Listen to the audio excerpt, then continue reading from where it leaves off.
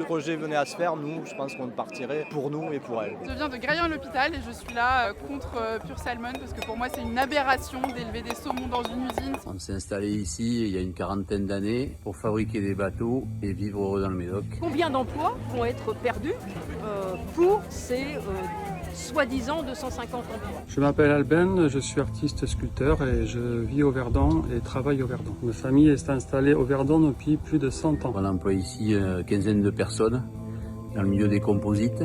Il y a toujours eu du travail pour ceux qui en cherchent. Il y a déjà une économie ici.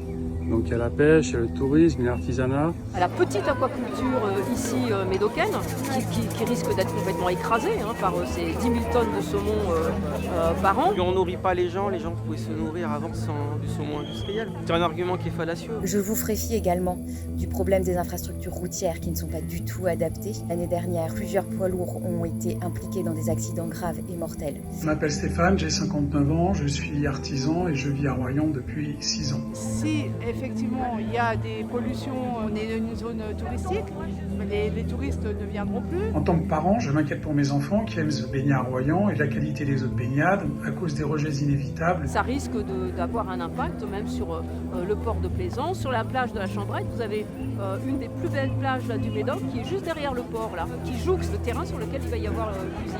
On s'est installé ici il y a 4 ans pour changer de cadre, surtout pour elle qui avait 2 ans à l'époque. Nous sommes en danger au niveau de l'eau potable. Il y aura forcément un impact sur un endroit protégé, naturel, comme ça peut l'être ici.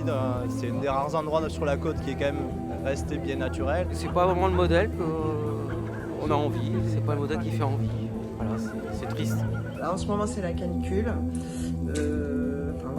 C'est le genre de projet qui vont contre l'histoire. Et je pense que je suis certain même de ne pas rester là si ça se fait. Hier, c'était la fête de la musique, je suis allée à Ronces et je tiens à témoigner du fait que tous les gens qui habitent ici sont contre. Il est temps de se mettre à la place des habitants, il est temps de les entendre. Vraiment, je vous demanderai de voter contre ce projet néfaste. Quand on voit ce nouveau projet qui nous semble une aberration, on demande à des gens responsables de voter contre. S'il vous plaît, Madame la Préfète, votez contre ce projet.